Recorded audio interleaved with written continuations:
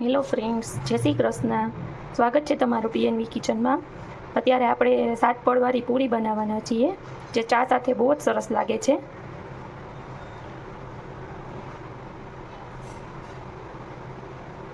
આપણે 7 પડી પૂરી બનાવવા માટે રવાને શેકવાનો છે. સૌપ્રથમ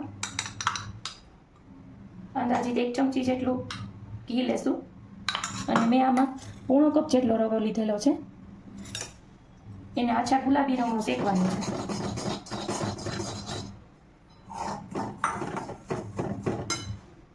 આને આપણે મીડિયમ ગેસ પર જ શેકવાનું છે, બહુ ધીમાઈ નહીં, બહુ ફૂલાઈ નહીં.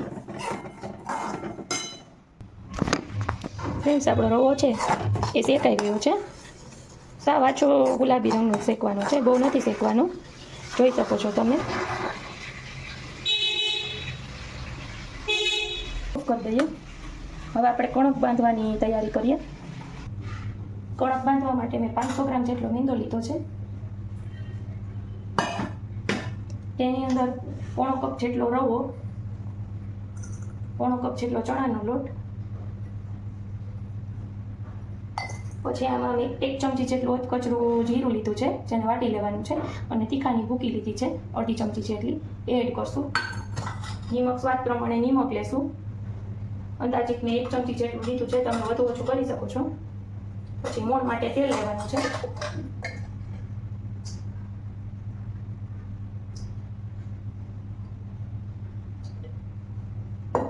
અઢી ચમચા જેટલું તેલ લીધું છે, એને મિક્સ કરીએ.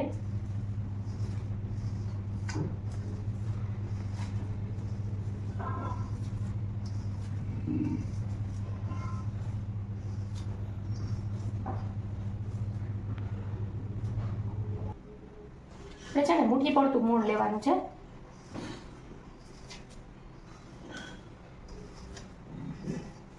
બરાબર મિક્સ કરી લેવાનું છે. આપણે આમાં પાણી એડ કરી અને કણક રેડી કરવાની છે પૂરી માટેની. જો આપણો લોટ છે, આપણી કણક છે એ બંધાઈ ગઈ છે. હવે આપણે એમાં 1/2 ચમચી જેટલું તેલ એડ કરી તેને કૂણકી લઈએ સરસ રીતે. નહીં બહુ ઢીલો, નહીં બહુ કઠણ, એ રીતનો લોટ બાંધવાનો છે. બહુ કઠણ નથી બાંધવાનો, મીડિયમ જ રાખવાનું છે, અને તેને સરસ રીતે કૂણકી લઈએ. 5-7 મિનિટ માટે રેસ્ટ આપશું. આપણો લોટ સરસ કૂણકે આવી ગયો છે. હવે આપણે પૂરી બનાવવાનું સ્ટાર્ટ કરીએ. અને ગેસ આપણે તેલ મૂકી દઈએ, ગેસ ઓન કરીએ. ધીમો ગેસ રાખવાનો છે આપણે. હવે આપણે પૂરી વણશું. મોટો લુવો લઈ અને મોટો રોટલો વણવાનો છે. આ રીતે આપણે મીડિયમ સાઈઝનો લુવો લઈ અને રોટલો મોટો વણી લેવાનો છે. પણ તેની અંદર 1 ચમચી જેટલો રવો એડ કરવાનો, અને એને આપણે આ રીતે સ્પ્રેડ કરશું. સ્પ્રેડ થઈ ગયો છે. હવે આપણે એનો રોલ વાળશું.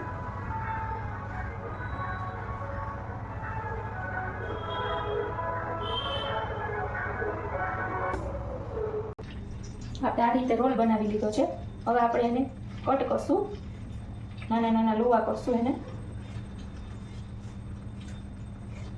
લઈ અને એની આવી રીતે પ્રેસ કરી અને એની પૂરી બનાવવાની છે, નાની નાની. તમે જોઈ શકો છો ફ્રેન્ડ્સ, આ રીતે આપણે ચોરસ પૂરી બનશે. આપણે આ રીતની પૂરી બનાવવાની છે, જોઈ શકો છો તમે.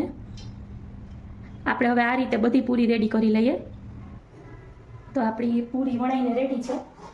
હવે આપણે એને ધીમા ગેસ ઉપર ગોલ્ડન બ્રાઉન શેકવાની છે. એડ કરીએ. તેલ થઈ ગયું છે આપણું.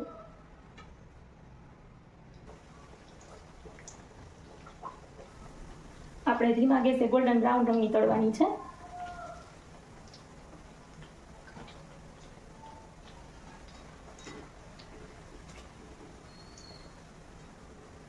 હવે આપણે એને કાઢી લઈએ.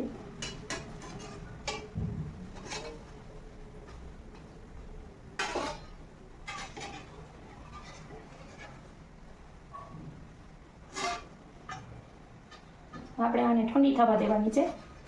ખસ્તા બની છે, ક્રિસ્પી બની છે. એક કોળીનું છૂટું પડ્યું છે.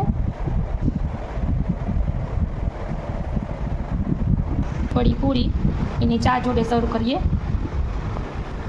તો રેડી છે આપણી પૂરી સાતપડી.